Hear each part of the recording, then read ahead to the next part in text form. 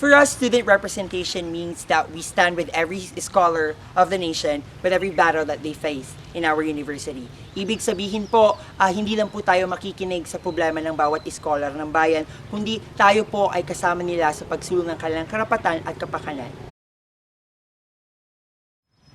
Sa issue po ng mga lumad, hindi lang po dapat tayo nagsisimpatya sa kanila. Sila po ay pinapatay, kinukunan ng karapatan na makapag-aral, at kinukuha po ang karapatan nila para sa pansariling pagkakakilanlan.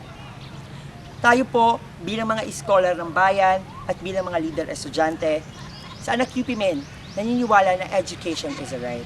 Isa po itong karapatan hindi lamang ng mga scholar ng bayan, kundi pati na rin ng ating mga kapatid na lumad. Kung kaya't kami, bilang mga leader estudyante, ay tumatayo kasama ng mga lumad para isulong ang kanilang karapatan sa edukasyon, sa pansariling pagkakakilanlan, at para mabawi nila ang kanilang ancestral community.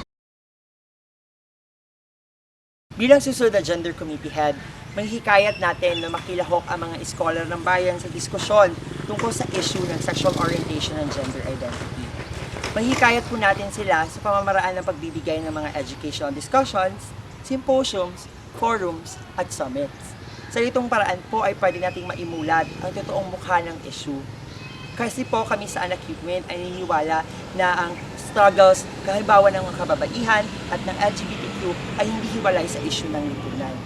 Ang pananamantala sa kababaihan at sa LGBTQ ay isang bahagi lamang ng malawakan at isang sistematikong pananamantala sa ating masang Pilipino.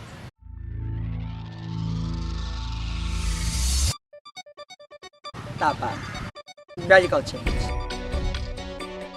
equity,